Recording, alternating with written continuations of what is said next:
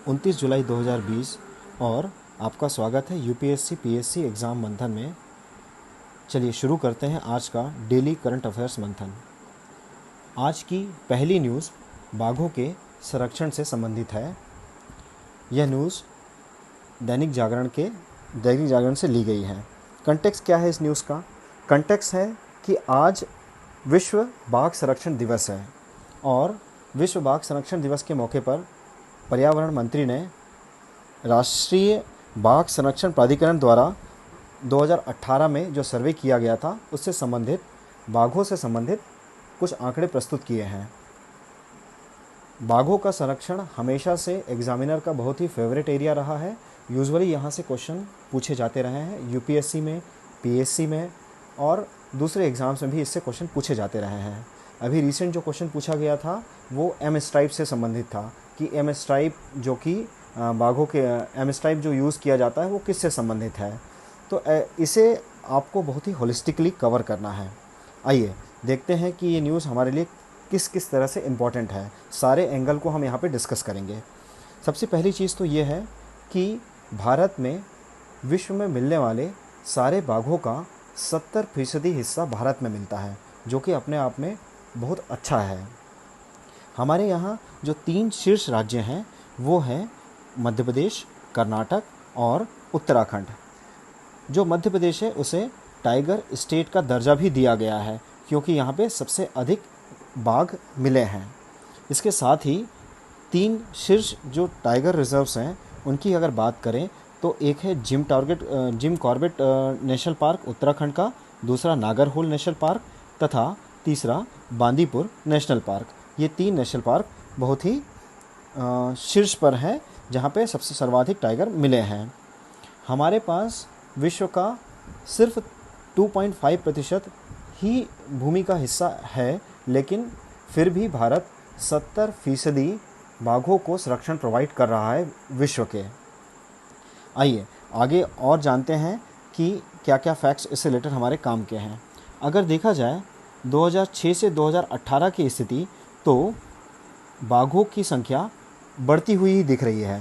तो 2006 में बाघों की संख्या थी 1411 और 2018 में जो सर्वे कंडक्ट कराया गया उसके हिसाब से बाघों की टोटल नंबर है 2967। अन्य जो देश हैं वहाँ पे बाघों की स्थिति आप देख सकते हैं। रशिया में 443, इंडोनेशिया में 371। ये सब नंबर आपको याद नहीं रखने हैं, बस आपको एक मोटा मोटी 1 या 2 कंट्रीज़ का नाम याद रख लीजिए। भारत की बात की, भारत में सर्वाधिक है, उसके बाद रशिया में और इंडोनेशिया में। इसके साथ ही साथ आपको ये याद रखना है कि भारत टाइगर रेंज कंट्रीज़ का पार्ट है। Tiger range countries total 13 tiger range countries हैं। अगर यहाँ देखा जाए तो ये टाइगर रेंज कंट्रीज़ के सारे नाम यहाँ लिखे हुए हैं। इनमें से अधिकतर जो देश हैं वो भारत के पड़ोसी देश ही हैं, जैसे बांग्लादेश, नेपाल, भूटान, रूस, म्यांमार, उत्तर Korea, Afghanistan, Laos, Cambodia, Vietnam, Thailand, Indonesia और श्रीलंका। तो हमें ये भी याद रखना है कि भारत टाइगर रेंज कंट्रीज़ का एक अभिन्न हिस्सा है। चलिए उसके बाद देखते हैं 5 जो टॉप के जो स्टेट्स हैं उनमें मध्य प्रदेश, आपका कर्नाटका, उत्तराखंड, उसके बाद आपका महाराष्ट्र और तमिलनाडु। ये 5 टॉप के स्टेट्स आपको याद रखने हैं। और इसके बाद की अगर न्यूज़ देखी जाए तो एक इम्पॉर्टेंट न्यूज़ यहाँ पे कवर की गई है कि काजीरंगा राष्ट्रीय उद्यान में सुनहरे बाघ मिल रहे हैं। तो पहले कहा गया कि सुनहरे बाघ हैं, कुछ अलग टाइप की प्रजाति उत्पन्न हो रही है, तो ये गर्व का विषय है। बट इसके ऊपर और अधिक शोध किए गए तथा मालूम चला कि ये एक चिंता का विषय है। यहाँ पे 2 नाम दिए गए हैं, एक तो टैबी टाइगर और स्ट्रॉबेरी टाइगर। इन्हें इन 2 नाम से बुलाया जाता है। तो अगर आपको कहीं किसी क्वेश्चन में अगर ऐसा दिखता है कि टैबी टाइगर या स्ट्रॉबेरी टाइगर कहाँ मिले हैं, तो वो मिले हैं काजीरंगा नेशनल पार्क में। अब इम्पॉर्टेंट मुद्दा है कि इनका कलर चेंज क्यों हो रहा है। तो इस आर्टिकल में बताया गया है कि यह कलर चेंज होने का मुख्य रीज़न आंतरिक प्रजनन है, जिसे हम इनब्रीडिंग भी कहते हैं। यूजुअली बाघों के बाप बेटी या फिर भाई बहन की इनब्रीडिंग के कारण ऐसे जेनेटिक डिसऑर्डर या आनुवांशिक विकार उत्पन्न हो जाते हैं जिससे इनका रंग जो है वो सुनहरा हो जाता है। तो ये जेनेटिक डिसऑर्डर के कारण इनका रंग सुनहरा हो रहा है। और इसमें दो चीज़ें याद रखने वाली है, एक तो टैबी टाइगर तथा दूसरा स्ट्रॉबेरी टाइगर। ये दोनों यहाँ पे मिलने वाले टाइगरों में से ही एक हैं। ये कोई भी विशेष जाति उपजाति नहीं है, बल्कि प्रजनन में डिसऑर्डर होने के कारण ये इनका रंग सुनहरा हो गया है। चलिए आगे चलते हैं। हिंदू में भी आज इसे कवर किया गया है। यह आर्टिकल द हिंदू से लिया गया है और यहाँ पे डिस्कस किया गया है कि भारत के 17 में से 50 में से जो 17 टाइगर रिजर्व्स हैं उनकी कैपेसिटी ऑलरेडी फुल हो चुकी है।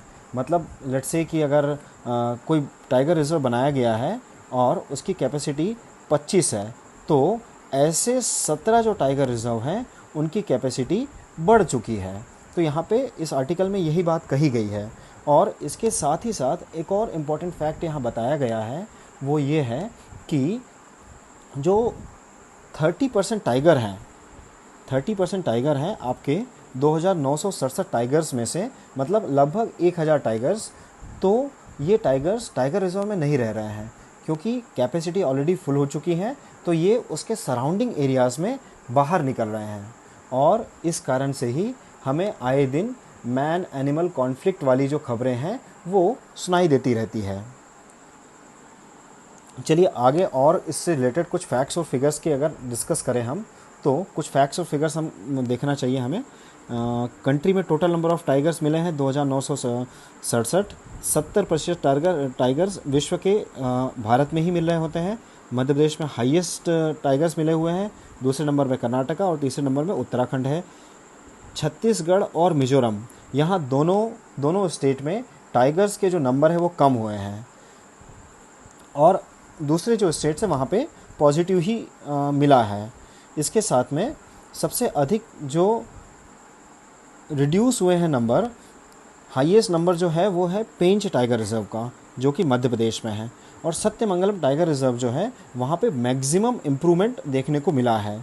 हम आने वाले दिनों में सत्यमंगलम टाइगर रिजर्व को और पेंच टाइगर रिजर्व को अच्छे से कवर करेंगे। इसके साथ ही साथ जो हमने एफ़र्ट्स किए हैं, इंडिया ने एफ़र्ट्स किए हैं कि टाइगर की पॉपुलेशन को दुगुना किया जा सके, उससे रिलेटेड ये 3 या 4 जो एफ़र्ट्स हैं उनके बारे में यहाँ पे डिस्कस किया गया है। यूजुअली टाइगर से संबंधित जितने भी एफ़र्ट्स किए जाते हैं वो काफ़ी इम्पॉर्टेंट होते हैं।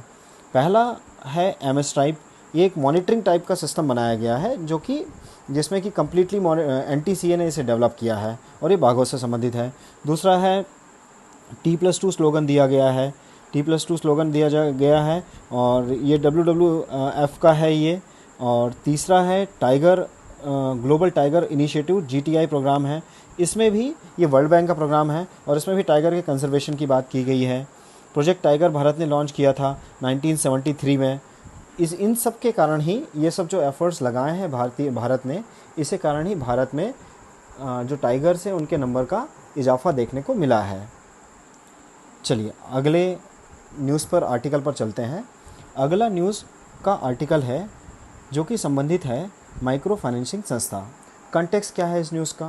कंटेक्स्ट है MSME मंत्रालय ने आज एक नोटिफिकेशन जारी किया है और कहा है वह एक ऐसी संस्था को बनाने के लिए काम कर रही है जहां पर सूक्ष्म लघु एवं मध्यम जो उद्यम हैं उन्हें लोन प्रोवाइड किया जा सकेगा और वह लोन 10 लाख रुपए तक का होगा। हमें ये जानना चाहिए कि जो MSME सेक्टर है या सूक्ष्म लघु एवं मध्यम उद्यम सेक्टर है, यह भारत के कई लोगों को ऑलमोस्ट 11 करोड़ लोगों को रोज़गार प्रोवाइड करता है। और जो MSME सेक्टर है, उस MSME सेक्टर में जो सूक्ष्म या माइक्रो जो इंडस्ट्रीज़ है उसका प्रतिशत लगभग 99% है। ये ध्यान रखने वाली बात है। तो जो कोरोना महामारी आई है अभी, इस कारण से यह जो माइक्रो या सूक्ष्म इंडस्ट्रीज़ हैं ये सबसे ज़्यादा अफेक्टेड हुई है। तो गवर्नमेंट चाहती है कि ऐसे सभी लोग जो कि कोरोना से अफेक्टेड हुए हैं और जिनका बिजनेस जो है वो कम्प्लीटली ख़त्म हो चुका है, ऐसे लोगों को फिर से मेन स्ट्रीम में पटरी पर लेके आने की कोशिश की जाए। इसी से संबंधित ये 10 लाख रुपए तक का लोन सारे ऐसे लोगों को जो कि एग्रीकल्चर या कृषि से संबंधित हैं तथा एलिड कृषि एग्रीकल्चर एलिड जो सेक्टर्स होते हैं, जैसे कि आपका मुर्गी पालन हो गया, मछली पालन हो गया, ऐसे भी सेक्टर जो कि कृषि से संबंधित है, उन्हें भी लोन प्रोवाइड किया जाए। हमें यह जानना चाहिए कि एमएसएमई सेक्टर से रिलेटेड और कोई ऐसी स्कीम है जो कि काफ़ी पॉपुलर है क्या? तो ऐसी एक स्कीम है जिसे हम सभी जानते हैं, मुद्रा योजना। इससे कई बार एग्ज़ाम में पूछा गया है क्वेश्चन। हमें इसमें 3 बातों पर ध्यान रखना है कि शिशु, किशोर और तरुण, ये 3 कैटेगरीज मुद्रा योजना में डिफ़ाइन की गई है। शिशु के अंतर्गत 50,000 तक का लोन दिया जाता है और किशोर के अंदर 50,000 से अधिक एवं 5 लाख तक का लोन दिया जाता है। 5 लाख से 10 लाख का लोन तरुण कैटेगरी में दिया जाता है। इसकी विशेषताएं हम देख सकते हैं कि कम ब्याज दर होती है, रियायती प्रोसेसिंग शुल्क होता है, कार्यशील पूंजी ऋण होता है और मुद्रा कार्ड के माध्यम से जिसे प्रोवाइड किया जाता है। इसके साथ ही साथ अभी कोरोना के बाद में आत्मनिर्भर भारत के जो प्रयास किए गए हैं, वहाँ सूक्ष्म और लघु उद्यम का निर्धारण करने की जो परिभाषा थी उसे चेंज कर दिया गया है। अब नई परिभाषा के हिसाब से ये बहुत इम्पॉर्टेंट है। ये जो नई कैटेगरी है, हो सकता है किसी एग्ज़ाम में आपसे पूछ लिया जाए कि सूक्ष्म, लघु और मध्यम की नई कैटेगरी क्या है। तो आइए हम देखते हैं। 5 करोड़ से मूल्य का वार्षिक कारोबार वाले एमएसएमई को अब सूक्ष्म कैटेगरी के अंदर रखा गया है और 5 से 75 करोड़ रुपए के वार्षिक कारोबार को हम अब लघु उद्यम की श्रेणी में रख रहे हैं। 75 से 250 करोड़ के वार्षिक कारोबार को अब मध्यम श्रेणी में रखा गया है। इतनी इन्फॉर्मेशन आपको इस न्यूज़ से गैदर करना चाहिए। इसके साथ ही साथ आपको अगर मेंस के लिए इस टॉपिक को प्रिपेयर करना है तो आपको इसमें प्रिपेयर करना चाहिए कि एमएसएमई सेक्टर के सामने क्या क्या अभी चैलेंजेस हैं तथा हम क्या कर सकते हैं कि इन चैलेंजेस को ओवरकम किया जाए। चलिए अगली टॉपिक पे चलते हैं। हमारा अगला टॉपिक है चाइल्ड वेस्टिंग से रिलेटेड है हमारा अगला टॉपिक। ये द हिंदू से लिया गया आर्टिकल है। यहाँ एक रिपोर्ट है, लैंसेट रिपोर्ट, जो कि हेल्थ से रिलेटेड डेटा समय समय पर पब्लिश कर रही होती है। वो उस रिपोर्ट के हिसाब से इसका कंटेक्स्ट, इस न्यूज़ का कंटेक्स्ट यह है कि लैंसेट ने एक ऐसी रिपोर्ट पब्लिश की है जो बोल रही है कि कोरोना के कारण यहाँ पर चाइल्ड वेस्टिंग की जो समस्या है और वो बढ़ती जाएगी। हमें 3 प्रमुख लक्षण जो कि यूनेस्को और WHO ने मिलकर बताए हैं जो कि कुपोषण के लक्षण हैं, उसमें से एक जो है वो वेस्टिंग भी है। तो हमें देखते हैं कि वो जो 3 लक्षण हैं उनकी डेफिनेशन क्या होती है और हम कहाँ स्टैंड करते हैं, इंडिया कहाँ स्टैंड करता है उसमें। तो पहली चीज़ है नाटापन। नाटापन वो होता है कि बच्चे का कद उसकी आयु के अनुपात में कम रह जाए तो उसे नाटापन कहते हैं। ये स्टंटिंग हो गई। वेस्टिंग क्या होता है? यदि किसी बच्चे का वजन उसके कद के अनुपात में कम होता है तो उसे निर्बलता कहा जाता है। निर्बलता या वेस्टिंग दोनों एक ही चीज़ें हैं। कम वजन, अंडरवेट, आयु के अनुपात में कम वजन वाले बच्चों को अंडरवेट कहा जाता है। तो ये 3 लक्षण WHO और यूनिसेफ ने बताए हैं। अब हम देखते हैं कि अभी भारत की स्थिति इसमें क्या है। अगर हम 2019 के आंकड़ों को देखें तो चाइल्ड स्टंटिंग 39% पर है भारत में। इसके साथ ही साथ जो लो बर्थ वेट है वो 21% है और अंडर वेट जो है वो 33% है। ऐसे ही बच्चों में एनीमिया की जो व्यापकता है वो 67% है 2019 के आंकड़ों के हिसाब से। अब बात उठती है कि भारत क्या कर रहा है वेस्टिंग, स्टंटिंग और अंडरवेट के केसेस को कम करने के लिए। आपको मैं बताना चाहूँगा कि ये तीनों जो हैं लक्षण जो हैं वो SDG गोल्स में भी मेंशन किए गए हैं। एसडीजी गोल्स में आपको ध्यान रखना है। आप मेंस के आंसर में इसे कोट कर सकते हैं कि एसडीजी गोल्स में भी ये 3 लक्षण बताए गए हैं। चलिए 2022 तक हमारा जो राष्ट्रीय पोषण मिशन हमने चलाया है उसके हिसाब से हमें जो जन्म के समय जो वज़न कम वाली जो घटनाएं हैं उसे प्रति वर्ष 2% की हमें उसमें कमी लाना है। स्टंटिंग जो है, स्टंटिंग अर्थात आपकी नाटापन है, नाटापन वाले जो केसेस हैं उसे हमें 25% के स्तर पर लेके आना है तथा 5 वर्ष से कम उम्र के बच्चों तथा 15 से 49 वर्ष की महिलाओं में विद्यमान एनीमिया के स्तर में वर्ष 2017 से 2022 तक 3% की कमी लेके आने का लक्ष्य हमने रखा है। आपको ये बेसिक आंकड़े याद होने चाहिए ताकि आप मेंस में अपने आंसर को इन आंकड़ों को उदाहरणों के साथ में सब्सटेंशिएट कर पाएंगे, जिससे आप अधिक नंबर फेच कर पाएंगे। चलिए अगले टॉपिक पे चलते हैं। अगला टॉपिक रिलेटेड है रेलवे फ्रंट कॉरिडोर से। क्या कंटेक्स्ट है इस न्यूज़ का?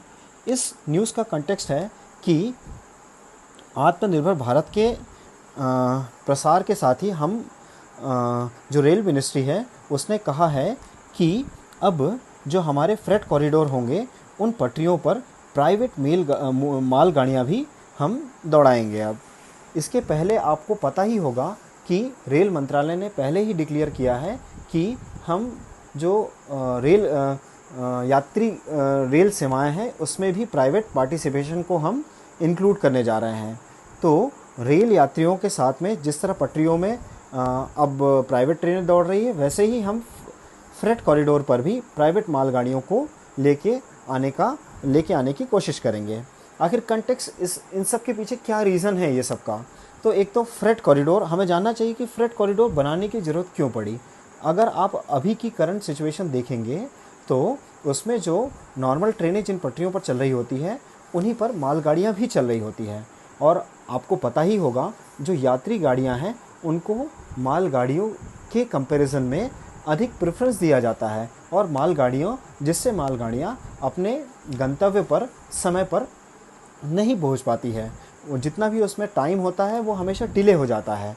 और इसके साथ ही साथ हमने कई बार देखा है कि मालगाड़ियों के संचालन से यात्री गाड़ियों की टाइमिंग पर भी असर पड़ता है। तो इन सारी परेशानियों को दूर करने के लिए भारतीय रेल ने फ्रेट कॉरिडोर का डेडिकेटेड फ्रेट कॉरिडोर की स्थापना करने का प्रयास किया है, जिससे अभी जो माल ढुलाई में लगने वाला समय है उस समय को आधा किया जा सके, माल ढुलाई को अधिक से अधिक तेज़ किया जा सके। और अगर फ्रेट कॉरिडोर डेडिकेटेड इन्हीं के लिए होंगे तो हमें अधिक से अधिक माल ढुलाई का मौका मिल पाएगा, और इससे जो भारतीय रेल है उसे अधिक मुनाफा हो पाएगा।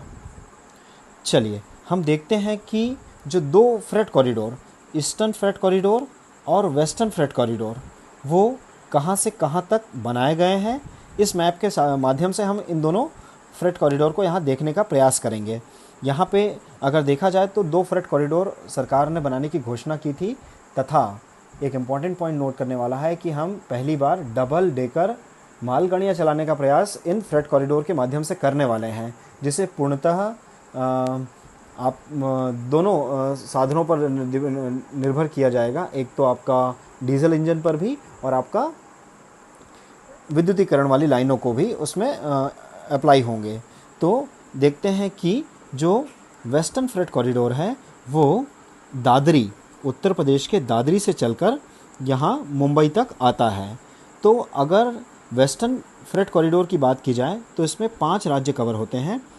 एक है, पहला राज्य आपका उत्तर प्रदेश, दूसरा राज्य आपका हरियाणा को टच करते हुए आता है, हरियाणा, तीसरा राजस्थान, चौथा गुजरात, राजस्थान, हरियाणा और उत्तर प्रदेश और महाराष्ट्र। तो यहाँ पे 5 राज्य इसमें शामिल हैं। अगर ऐसा कोई क्वेश्चन आ जाए कि वेस्टर्न फ्रेट कॉरिडोर से कितने राज्य संबंधित हैं, तो 5 राज्य संबंधित हैं। वैसे ही अगर हम ईस्टर्न फ्रेट कॉरिडोर के बारे में देखें तो ईस्टर्न फ्रेट कॉरिडोर पंजाब के लुधियाना से चालू होकर वेस्ट बंगाल के दंकुनी पे जाकर ख़त्म होता है। तो यहाँ अगर हम इसे देखें तो यह पंजाब से होते हुए हरियाणा, उत्तर प्रदेश, बिहार, और वेस्ट बंगाल और झारखंड 6 राज्यों से होकर गुजरता है। 1, 2, 3, 4, 5 और 6 राज्य। तो यहाँ 6 राज्य शामिल है ईस्टर्न फ्रेट कॉरिडोर में, और वेस्टर्न में 5 शामिल है। चलिए अगले आर्टिकल पर आते हैं। अगला आर्टिकल संबंधित है लॉकडाउन के दौरान दिल्ली में नाइट्रोजन डाइऑक्साइड का स्तर 70% घटा है। कंटेक्स्ट क्या है इस न्यूज़ का? कंटेक्स्ट है कि यहाँ पे प्रदूषण में कमी आई है, और यहाँ एक स्पेशल बात बोली गई है कि नाइट्रोजन डाइऑक्साइड का स्तर कम हुआ है। तो हमें ये जानना ज़रूरी है कि नाइट्रोजन डाइऑक्साइड हमारे यहाँ जो राष्ट्रीय वायु गुणवत्ता सूचकांक जो निकाला जाता है, एक्चुअली ये स्टडी संयुक्त राष्ट्र की स्टडी है, वहाँ पे इसके बारे में चर्चा की गई है। तो हमारे कंटेक्स्ट के हिसाब से यह हमारे AQI से रिलेटेड है, जो कि राष्ट्रीय वायु गुणवत्ता सूचकांक से संबंधित है। राष्ट्रीय वायु गुणवत्ता सूचकांक बहुत ही इम्पॉर्टेंट है परीक्षा की दृष्टि से, और अगर आप देखें तो UPSC PSC में ये पूछा जाता रहा है कि AQI में कितनी कैटेगरीज़ हैं तथा कौन कौन से इसमें सब्सटेंसेस को इंक्लूड किया गया है। तो हम इस पर डिटेल में चर्चा करते हैं अभी। पर्यावरण प्रदूषण की समस्या के लिए विश्व के सामने एक बहुत बड़ी चुनौती है, और इसी की संबंध में दिल्ली में AQI को लॉन्च किया गया था इन्वायरमेंटल मिनिस्ट्री के द्वारा 2014 में। अब हमें देखना है कि AQI में कौन कौन से सब्सटेंसेस आते हैं। पहला सब्सटेंस है PM10, दूसरा है PM2.5, NO2 जो कि नाइट्रोजन डाइऑक्साइड है, यही वो सब्सटेंस है जो कि यहाँ इंक्लूडेड है, और तीसरा है ओजोन, चौथा है कार्बन मोनोऑक्साइड, फिर है सल्फर डाइऑक्साइड, अमोनिया और लेड। तो ये आपको 8 के 8 सब्सटेंसेस अच्छी तरह याद होने चाहिए। ये किसी भी समय किसी भी एग्ज़ाम में पूछा जा सकता है। और AQI निकालने का काम कौन करता है हमारे यहाँ? AQI निकालने का काम पर्यावरण मिनिस्ट्री करती है। इसके साथ में इसमें कुछ कैटेगरीज़ है जो कि गुड है, सेटिस्फैक्ट्री है, मॉडरेटली पोल्यूटेड है, पुअर है, वेरी पुअर है और सीवियर है। तो इन कैटेगरीज़ में इसे डिवाइड किया गया है, 6 कैटेगरीज़ में इनको डिवीज़न किया गया है। चलिए अगला जो टॉपिक है हमारा वो रिलेटेड है ब्लू पॉपी में। कंटेक्स्ट क्या है इस न्यूज़ का? कंटेक्स्ट है कि हिमालय के जो फुट हिल्स या फिर निचले जो क्षेत्र हैं वहाँ का एक स्पेशल जो फूल है वो लुप्त होता जा रहा है। ये लुप्त क्यों हो रहा है? उसके पीछे मुख्यतः एक ही रीज़न दिया गया है, क्लाइमेट चेंज। तो आइए जानते हैं कि ब्लू पॉपी है क्या। इसका वैज्ञानिक नाम मेकोनिपस अक्यूलेटे है तथा इसे हिमालयी फूलों की रानी भी कहा जाता है। आप ये देख सकते हैं, यहाँ पे एक इमेज बनी हुई है जो कि हिमालय फूलों की रानी भी जिसे कहा जाता है, यही ब्लू पॉपी है। और ये कहाँ से कहाँ तक मिल रहा होता है, अगला प्रश्न ये है। तो ये हमें उत्तराखंड के कुमाऊं से लेकर कश्मीर तक 3 से 5,000 मीटर की ऊंचाई पर मिल रहा होता है, और इसका मुख्य रीज़न जलवायु परिवर्तन है, जिसके कारण ये विलुप्त हो रहा है। चलिए अगले टॉपिक पर चलते हैं। अगला टॉपिक हमारा रिलेटेड है ट्यूलिंग टीडिंग सूचर जोन या ट्यूटिंग टीडिंग सूचर जोन, इससे संबंधित है। ये क्या है इस न्यूज़ का कंटेक्स्ट? इस न्यूज़ का कंटेक्स्ट है, अगर आप न्यूज़पेपर अगर कंटिन्यूसली फॉलो कर रहे होंगे तो आपको पता होगा जो हमारे नॉर्थ ईस्ट के इलाके हैं, अगर इस मैप पे आप ध्यान दें, नॉर्थ ईस्ट के जो इलाके हैं यहाँ पर अभी कंटिन्यूसली भूकंप के झटके आ रहे हैं, और कई ऐसे राज्य हैं जहाँ पर मिजोरम, सिक्किम, अरुणाचल प्रदेश, यहाँ पर रिसेंट और मेघालय, यहाँ पर रिसेंट टाइम में कई बार भूकंप के झटकों का आभास हुआ है। तो उसी से संबंधित ये आर्टिकल है। वहाँ पे एक स्पेशल जोन है जिसका नाम ट्यूलिंग टीडिंग सूचर जोन कहा गया है। तो देखते हैं इसके बारे में। ट्यूडिंग TTSZ जो कि पूर्वी हिमालय का एक प्रमुख हिस्सा है, जहाँ हिमालय दक्षिण की ओर मुड़ता है। अगर आप यहाँ देखें, यहाँ हिमालय दक्षिण की ओर मुड़ रहा है, तो ये इसी रेंज पर स्थित है। इसी जोन को हम ट्यूटिंग टीडिंग सूचर जोन कहते हैं। अगर एग्ज़ाम में आ जाए कि ट्यूटिंग टीडिंग सूचर जोन कहाँ है, तो हमें याद रखना है कि अरुणाचल प्रदेश वाला जो हिस्सा है जहाँ पर हिमालय एक यू टर्न ले रहा होता है और दक्षिण की तरफ मुड़ रहा होता है, वहाँ पर ये जोन वहाँ पे स्थित है, और यहाँ पे भूकंप के झटके कंटिन्यूसली मिल रहे हैं। अब इसके साथ ही साथ हमें जो 4 जोन में डिवाइडेड हैं, उन चारों जोन को समझना चाहिए कि कहाँ से क्या क्या जोन्स हैं। जो आपका ब्लू में जो जोन दिखाया गया है यहाँ पे, वो सारा जोन आपका लो रिस्क जोन है। जो कि येलो में जो आपको दिखाया गया है, ये जो है ये मॉडरेटली रिस्क है, जो कि जोन 3 में बोला गया है। जोन 4 में जो है वो हाई रिस्क वाले एरियाज़ हैं। ये सब जो हैं आपका जम्मू कश्मीर वाला हो गया, हरियाणा, पंजाब, दिल्ली वाला जो इलाका हो गया, उत्तराखंड वाला इलाके हो गए, ये सब इलाके यहाँ पे, और जो यूपी वाले, जो यूपी के जो ऊपर के इलाके हैं वहाँ पे भी ये आपके हाई रिस्क जोन में है। और वेरी हाई रिस्क जोन जो कि हम जोन 5 जिसे हम कहते हैं, वो इलाके आपको रेड से यहाँ पे इस मैप में दिखाए गए हैं, जो कि आप यहाँ पे इजीली देख सकते हैं कि जो नॉर्थ ईस्ट वाला इलाका है वो, गुजरात वाले कुछ इलाके हैं वो, जम्मू कश्मीर का कुछ इलाका है, और उत्तराखंड का कुछ इलाका है, हिमाचल प्रदेश के कुछ इलाके हैं, तो ये यहाँ पे मेंशन्ड है। थैंक यू दोस्तों, आज के लिए हमारे न्यूज़ डिस्कशन में इतने ही टॉपिक थे। Thank you so much for news discussion.